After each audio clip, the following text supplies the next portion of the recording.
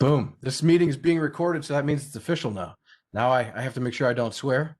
So everybody, welcome to MetalDevOps. I'm Jason Gooley, as you probably are aware. With me, I have an awesome guest who I've been really looking forward to interviewing. Adam Albright is on the call here with us today. So if you don't know who Adam Albright is, it's shame on you. You need to be checking out Dopesick, and we're going to be talking about that. Hopefully, after this, I can put some links underneath, and we can share some links to the music, as well as there's some new stuff coming out. We're going to talk about it. So welcome, my friend. How you been? I'm good, man. I'm very good. I'm sick of the lockdown. I'm getting really burnt out on that. But I just got back from New Orleans. I went to New Orleans for the weekend and kind of got to see people and go inside places, and so it was cool. But I'm really burnt out with the lockdown. It's been a long time. I'm tired of it. Dude, I'm hearing you. Your birthday was last week. Yeah. Turned 50. Big 5-0. See, you look younger than I do, man. He makes this look way better than I do. I don't know. But look where I work and look where you work. That's it. You get to have, not that I don't enjoy what I do, but you got, looks like there's a lot of fun things going on behind you there. You got some, obviously you're a skater too, right? So you got. Yeah. I was thinking about that yesterday. I was like, I'm 50 years old. I want to go to the skate park. I'm like, if I fall, man, I mean, just rolling around. If I hit concrete, it's going to hurt, but I haven't fallen for a long time. So we'll see. A lot of it behind me are magazines. Like, those are magazines I've been collecting since I was. It's every issue of Guitar World magazine or Guitar for the Practicing Musician from like 1986 in order, very anally, all the way across. But that's awesome, dude. I need to get rid of them. It takes up too much space and it's too hard to move. But that's what I'll do. Dude, but that looks cool though. So it's so funny that you said you do skating, and obviously I know you made a really cool deck the other day with some art on that deck work I saw on Facebook. Yeah. So I used to skate back in the day before I got old. And dude, I just started getting into half pipes, then I was starting to do some full pipes and some of the verts, and then I don't know, some point in time over the years I slowed down and I just got older and fatter, and I just stopped skating, and then I miss it. And it was so funny. The reason I think it's so interesting to bring up is I was literally, you're messing around on Facebook and you're scrolling and it says master class, and Tony Hawk comes out with a master class teaching you how to skateboard. I'm like, that's insane. Can you imagine having, when we were growing up, the ability to tap into like Tony Hawk and say, show me how to skateboard? Totally. Well, I mean, anything now, like the people that we idolize, they're teaching you how to do it now. So, good luck, and happy for them. Yeah. It was hard for me, but I do, and I think you learn it better. I don't know. I can't say that because I didn't learn from somebody, but I mean, when you fall a couple times, you learn, hey, don't do that again. Learn that trick quickly. You learn how to drop it, hitting about 4 times. You're like, dude, I don't want to crash again. I guess having some pointers from people like that would be cool. But after you did it the hard way, you're kind of like, dude, no doubt. And there's only so many times you could try to do a monster ollie or something, and then the board goes vertical, and you come down on it, and you can't walk for a week. I've been there. I remember one of the worst crashes I ever had. We used to call it Suicide Hill, and it was in Elgin, Illinois, and it was this big, deep. It was paved, but it was this big, deep hill. It went really, really, really deep, and at the very bottom, it crossed the street. So there's another street down there, and we would just call it Suicide Hill because you have a very good chance to get hit by a car. And I remember I'm coming down this hill, and my back right wheel came off. And all of a sudden I'm still going, and all of a sudden I see my wheel, and no sooner did it registered that was my wheel. That was it, dude. The truck hit the pavement, ground a bolt on the truck to like a point, and I went flying, man, and I was tore up pretty good after that one, dude. And you learn from shit like that, though. No doubt. You're like, I need to put something on that nut so it doesn't fall off again, because that was the worst pain. And then at the time I was rocking independent trucks, so I had to, and those were not cheap when we were kids, man. Those things are not cheap, so I had to buy a whole nother set of trucks because like one was already kind of worn anyway, and I'm like, well, I'm not going to put one new one on. And so I did that, and then I remember years later I was skating again, And I don't know if you remember bridge bolts that used to go on the Absolutely. top. I still I have some on love my those old. things. Those are the best things ever. I couldn't find those for a lot of years. I remember I was skating, and I remember where I was at, but I was skating, and then one of the bridge bolts snapped, like the all the threading, and then the nut fell off, and then like I hit wrong, and part of the truck started pulling off on an angle, and it was a total mess. But I think if I didn't have those, you've probably seen it, or probably had it happen where like the screws pull right through the deck board, and you're shot, dude. Oh. It's funny you said that because we both just dated ourselves. I asked somebody for bridge bowls, and the dude looked at me like I was crazy. And I was like, he's like, they don't make those anymore. But I still have them on my main skateboard. I still have bridge bolts, and they're cool. And I don't know why they quit making them. It's brilliant. The older we get, you realize they quit making good shit, so they can make cheap something. But I mean, the biggest we used to fight all the time. Was it Swiss bearings or German bearings? The Spitfires or this, and you're like always going back and forth about these wheels and these bearings and stuff. And I'm just like, I needed to roll. And if you're lucky, I remember I had 65 millimeters on one of my boards, dude. That thing, I used to drive over gravel. There you go. There you go. See, you know what's up, dude. And that's the thing. You live in Cali, so like, I'm way out in the middle of Egypt, an hour west of Chicago, and right now there's like 2 feet of snow. So I haven't skateboarded in probably 10 years maybe. But I remember those times of my life.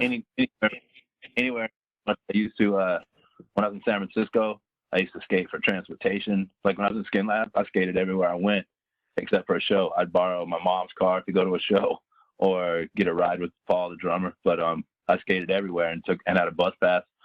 But skateboarding is good, man. It's good for you. Yeah. But the older we get, like you said, it's It'd be the fall that ruins them all, dude. No doubt. Dude, so one thing that I thought was really awesome. So we have mutual friend Melody who works at Combat and EMP and all these good places and stuff, and she does a lot of my video editing and everything. And when I told her I was going to be interviewing you, and she's like, "You got to check out some of this music that they got going on, and check out some of these new singles and different things like that." And I started listening. I went on Apple iTunes. I just listened to every single thing you had, dude. It was amazing. And I fell in love with a couple songs, dude. And one of them I mentioned earlier before we started rolling was called Mind Slide. And to me, it was like, you're going through a rough time. You got some stuff going on in your life. And to me, that song, it like spoke to me, dude. It was, you would give me a little background on the story on that? Because to me, it was just like a really good jive to having like some bad times, man. That's cool. I think some people get them. So there's so much different kind of music on there, and some people's attention spans are short, so they just like listen for a minute, and get away. But when you listen to the songs, I don't think I'm shitty at making songs. So I mean, they're good. They're there for a reason, and they're recorded for a reason. But I think when you listen to like that, and you listen to it, it's like you'll get them, and that's exactly it. That song was called "Pop" for a while, "Pissed on Pills," because I was mad about some shit that was going on. That record was hard to get done, just a lot of problems and stuff. And that was it, basically. I was trying to write some more songs to finish the record. I don't really care ever, like, try to write a certain thing. I just try to write whatever. And that was cool. Most of the stuff I write on acoustic or unplugged electric. So you kind of get a good vibe of a riff that way, I think. If it sounds good, it's going to sound good better with electric. John, too, the singer that I worked with on that record, he had some good melodies on that. That was one thing cool working with him. We could tap into some of the same emotions and same vibes. So that was cool. But that song came from a depressed, angry, grumpy place, my couch. Dude, I mean, you mentioned the lockdown and everything else. A lot of stuff like that's going on for a lot of people out there having struggles with like depression and just being stuck inside and cabin fever and just everything that we knew, life as we knew it, kind of just came to a screeching halt last year, and not a lot of people have gotten out of that so far. So I mean, it's pretty fitting. That song is old. That was before the lockdown, but the lockdown, like just recently, it started getting to me more because at first I was like, cool, I can't tour. So the reasons I can't tour, I don't have to lie to anybody. I can say, hey, we can't tour, can't do anything. So I wrote a bunch of music that are some of the singles that are coming out, and was busy, was doing stuff and was happy. It was cool. And it just got longer and longer and longer. And I tried to turn my TV off after a while because I'm not into the politics at all. And it was just like hate on both sides. I don't care who you like, what happened. It was just so much hate and so much anger and so much mean from both people. And it's just like, I don't understand. Guys are so angry. I want to hear some music. I want to go to a concert. I want to play. You know? Well, then it started getting into, at the start, the last show I went to see was Machine Head in Anaheim. So I got to see a killer show and had a lot of fun. Super good time, super fun. And then everything locked down. And dude, I like people. I like seeing people. I like being around them. I like looking at them. I like watching them. I like seeing music. I like seeing them react to music. That whole thing is very important to me. And the more it is gone from us, the worse it gets. I'm sick of it, man. I'm ready for it to start. It looks like it's starting to loosen up a little bit. And it was so cool to hug my friends. I saw friends I haven't seen for a long time, hug them. Just had a really good time and got to experience normal life for a minute. Dude, yeah, being a people, I'm a people person as well, and like I draw energy off of that, man. That's what keeps me going. And it's tough when you're sitting in a basement all the time, or you go from traveling all over the place and being with people constantly, and then all of a sudden you're kind of backed off and you can't. It's definitely tough, man, for sure. The other thing is like playing music, going to live shows. That was it. That was one of my favorite pastimes, is going to see live music. And I didn't care. I'm a big metalhead, but I love all music, and just going to seeing live music in general was something that was always kind of relaxing and made you feel good. Another thing that sucks for old school people or whatever, I'm not really into the computers at all. I don't play through interfaces and all that. I play through my amps, and that's what I like. I'm tired of seeing people play. I did a couple things. We did the Chris Cornell benefit virtual like this, but it was cool, and it raised a lot of money, and people had fun. I like to go play. I like to see the people. I like to talk to people. So it's like, if you're really good at computer, you can make it look cool. But what if you didn't go to computer and you're not in that thing? And I saw somebody post the other day about how much they like playing through the little fake amps because they can save space, and it sounds almost the same. Almost is a big word. There's a lot of deviation between almost and what it sounds like. So I'm just really sick of that. I'm sick of seeing people play in the room. I want to go back and see a live show. I want to feel stuff hit you. I want to see fools at the bar. I want to see everybody having fun, and I want to hear live music and just be around people. I think that the computer, people got to work with it, and it's convenient for some stuff. But you can't hug this guy. I don't know what you smell like right now. I don't know none of that stuff. I can't give you. No, I'm kidding. Right. I ain't got, but you know what I mean? It's like, dude, I really miss people. I really miss interacting with people, and I don't like the computer. I think that it's stale. I think that it's fake. It's not fake, you know what I mean? But it's plastic and glass. You can't touch the person. You can't see the person. You can watch his hands play, and you can see. But it's like, man, you can't see like Eddie Van Halen. Like, I remember seeing Eddie Van Halen the first time. Like, holy shit. You know what I mean? That kind of experience of the music, the experience of it, I don't know, it's not the same. So I'm really ready for that to happen again. I hear you. Yeah. I am, though, thankful that we do have stuff like, because if we didn't have this, we wouldn't even be able to get to do any of these cool things, because that would be a total bummer, because audio, like being on just the phone is cool, but you don't get the same vibe. So it's at least cool that I can see you. You know what I mean? And I hate to talk bad about it, but it's like I'm just ready for the normal stuff to get back where we don't have to compromise, and this is cool, or like people playing for tips and stuff like that. And just keep waiting a little bit and let's play for real and all that kind of stuff. I don't know. I do got to bring this up because you had mentioned your background. Unfortunately, I don't have a whole lot going on right now. I've still got to revamp the old studio office here. But My newest. Check it out. I've been working on this one for a while. I can see it's the plastic. It was a joke. Oh, there it is. Anyway. Oh wow, yeah. So what is that? It's a picture. I haven't put it in a frame yet. It's just the thing. See, yeah, it's a stock frame. See, same thing, right?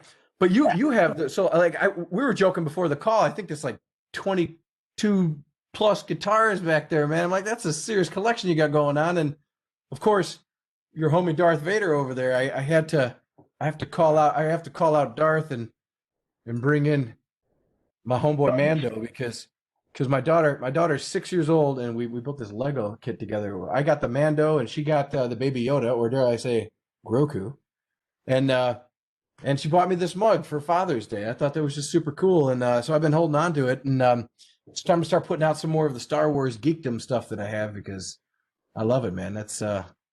Especially I can take my daughter on a trip, check the stuff out with me, We talked about this before the thing started, but that you get to experience it with your kid is cool. I don't got kids, so it's just my nerd shit from being a kid. But to get to experience with your kid and have fun and watch her be a nerd and stuff. And plus, we didn't have no cool Legos like that. We had to make shit and cut some edges off, not up and perfect. And I mean the Legos look badass now. It's like I would still play with Legos if I had a kid. I might go buy some and get them and play with them. But yeah, why not? Well, that was the thing. Like I get an excuse to play with some of these things again that I didn't have. That I could now. Now I'm a little older, but still, what the heck? And the Disneyland, I was so stoked to go see that, and then when it shut down, I was like, man, I want to see the Disneyland stuff, all the new Star Wars shit. Oh yeah, that's supposed to be crazy looking. They supposedly have the whole Millennium Falcon there. I'm like, you get to go and check it out. I'm like, that'd be cool, totally. Dude. So one of the other things that I've heard, and I know from a little birdie of mine, you got a new single coming out pretty soon. Yeah, the song is called Day Eraser, and it's done. We shot a video in the start of January, and I saw the first edits, and I wasn't happy. It's the first video that I've done where I'm singing, so maybe I was more picked. But and plus, I don't know what to do. It's like I'm not supposed to be singing. I'm supposed to be running around, jumping up and down and shit. So doing the video is a little different. So somebody else is going to edit the video. It should be out in March. It was going to come out February 5th on my birthday, but it's going to come out in March. And these are stuff that I started working on at the start of the lockdown. I went in, me and Aaron Rossi went in and did 3 or 4 songs. I did Never Tear Us Apart, in excess cover, and a couple of Dopesick songs. And I sent them to the singer that I had for the last record, and he just wasn't interested or whatever. Just was. I don't have any idea what was going on, but I just couldn't do that anymore. So when I started writing these songs, I sent him all these songs that I did. He just never responded to it, never was busy getting his hair done or some shit. And so I started singing just singing stuff, because I always have melodies and always rhythms in my head when I'm writing. And Aaron was like, dude, that sounds good. Just try. So I tried the NXS one, and it sounded pretty cool. I liked it. Nobody, threw tomatoes at me through the computer. Virtual tomatoes. So after that, I started working on this new song, Day Eraser, and I sang that one, and it's cool. So I figured while I try to find a singer to work with, I would just keep doing music. I don't want to stop doing music. And in the meantime, I got 2 singles that I sang.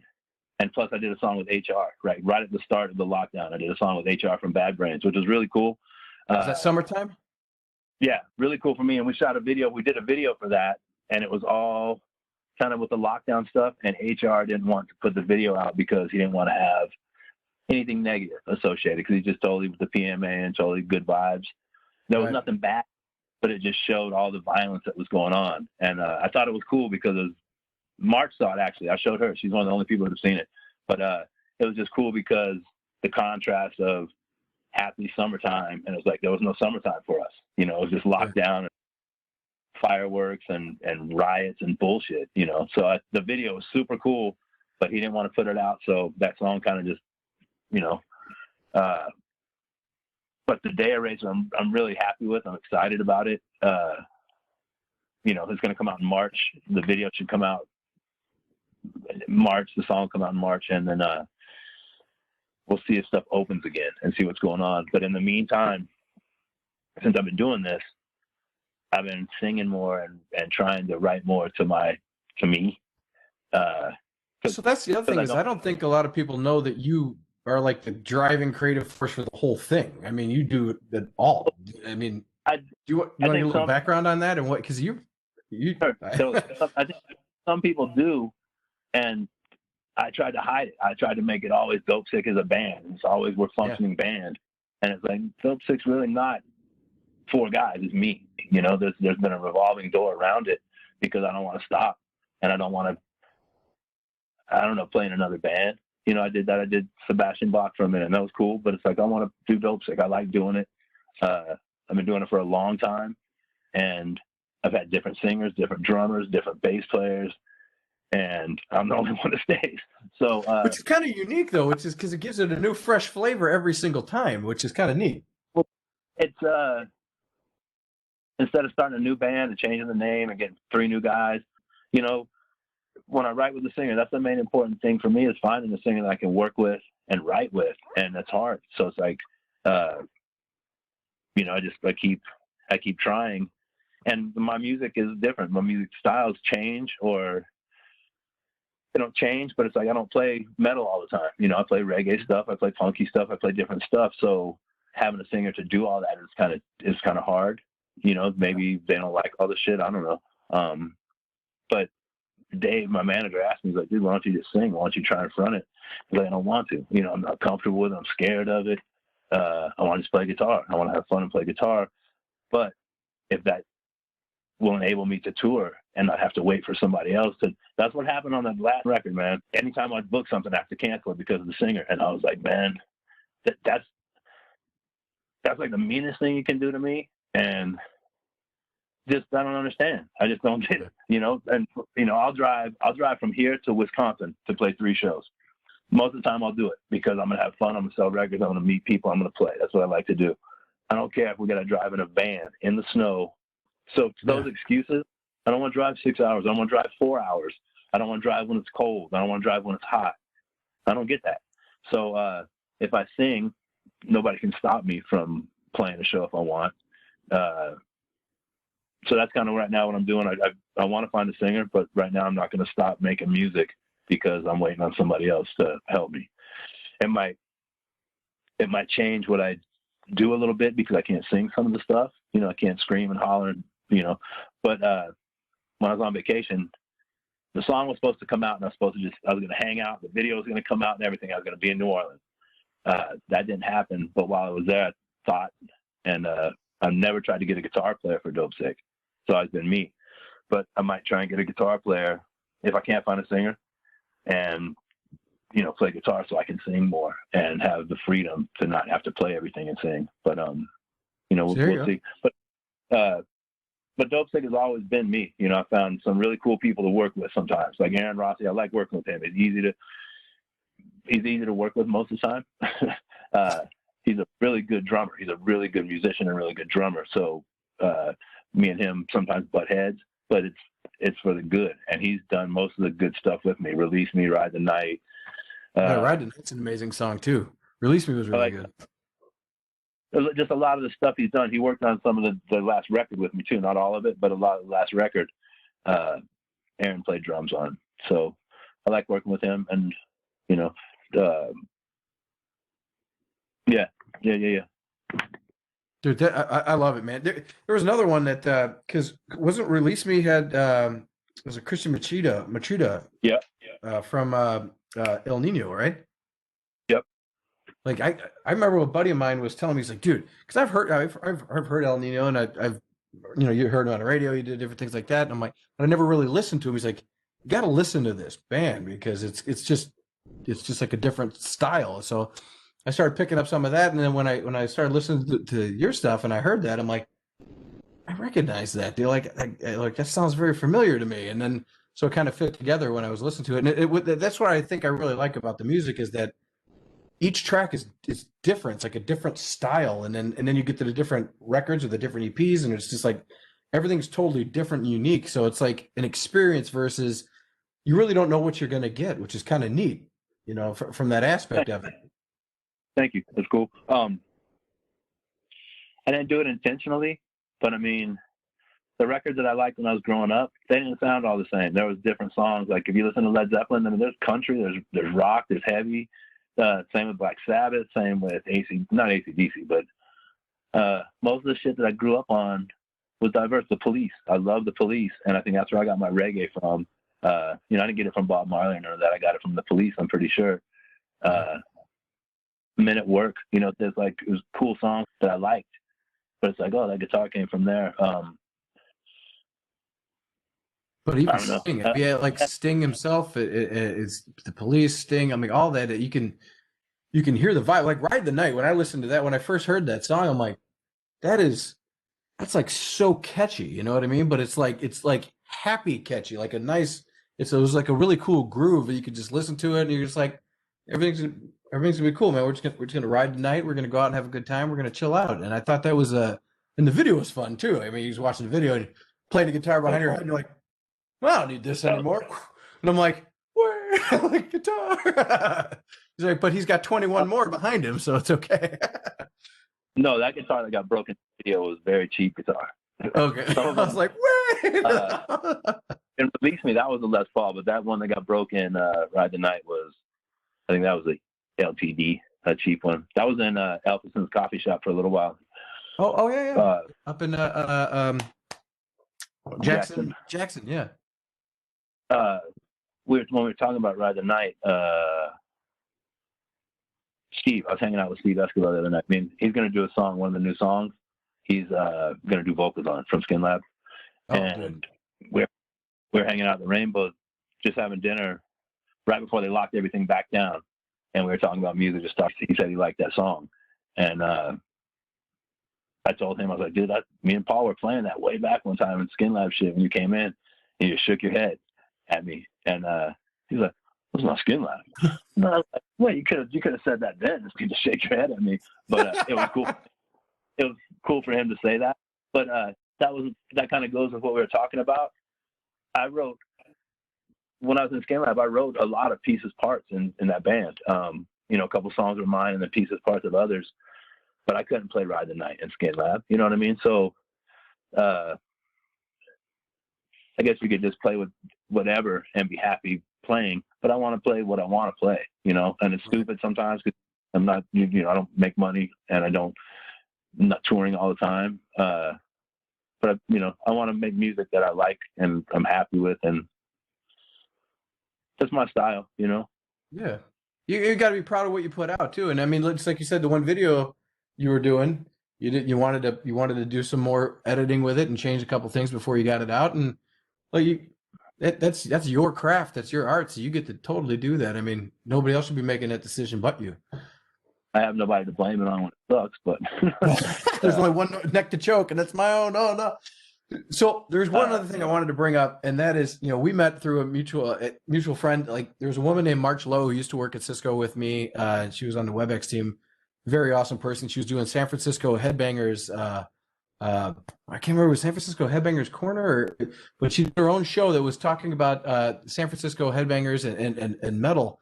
And she invited me to join because she heard what I was doing, and I started joining. And you came on to one of the calls during the Cisco corner and everything. And so she told me, and I think between that and you, we were talking that your mom worked at Cisco for 25 plus years and then just retired. And talk about like being so close to technology, but really not. You're like, nah. She, March, I never knew her really just from Facebook, but I knew she worked at Cisco, so I'd always tell her my mom worked there.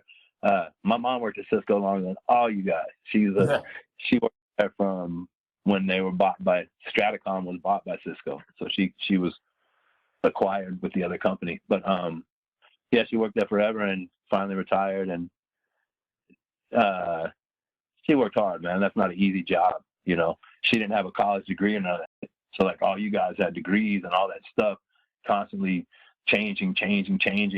So it was a struggle for her to like always keep going, but she made it through all the cuts all the time. She always made it, and she was good at what she did. I don't have any idea what she did, but she was badass. But amen for that though, because obviously she was good at what she did, because she stayed and retired through the whole end, and that's awesome news to hear, man. Because I'm hoping that's something I can do at some point and stay until I can't do it anymore, retire, and then maybe do some more teaching. I don't know. We'll see. March though, I didn't realize that. I mean, I was in the Bay Area from like 95 to 2007, 2008. So I was in the start of Skinlab. That was my first band out there. And like, I was the original guitar player in Skinlab, but I didn't know her from any of that stuff. And I didn't know she knew Death Angel. And like, she was so deep into the metal stuff. She'd been there forever. So she's more Bay Area metal than I am, for sure. Yeah, she's great. And she's good at like bringing all that up and bringing people together and talking through a lot of just old school thrash metal, dude. I'm not good at things like where everybody's just talking, so it's like always waiting to jump in to tell a story or something, and I'm just talking with my friends on there. So it's like, oh, that's another reason when I started doing Dopesick again, I came to LA, because the Bay Area is not political, but it's like there's politics to the music up there. If this guy likes you, he's your buddy, but he's friends with this guy. You know what I mean? And it's all metal, like it's metal. I grew up listening to Rat. I grew up listening to Bad Brains. I grew up listening to Van Halen, Exodus, Death Angel. So I listen to everything. And a lot of those guys up there don't listen to everything, you know. They're more metal heads. Not bad, not meaning bad, but I went away from that and get away from the ex-Skinlab guy and come down here and have a chance to do a little bit different. So I'm glad I came down here, but you know, I've been there quite a few times. It's always an interesting trip. One about the Bay Area is the people up there. Like I got to hang out with Exodus and the Death Angel guys, and a lot of people up there that are really cool. And they're really cool people. I'll give San Francisco that. That was San Francisco's home. LA is just. I was born down here, but LA is a much different vibe than the Bay Area. So you mentioned Death Angel, and so back in, it was October 13th. It was like 2019. I'm pretty sure it was. There was the Mega Cruise, and Megadeth went out and had this cruise, and it was right when Dave had just fallen ill with throat cancer, and dude, Death Angel was on there. I was hanging out. Mark is he's a phenomenal vocalist, but just the nicest dude ever. The singer for Death Angel, man, just unbelievable guy. And it's so funny. You see all these bands, and you know, you see them on TV, you listen to them.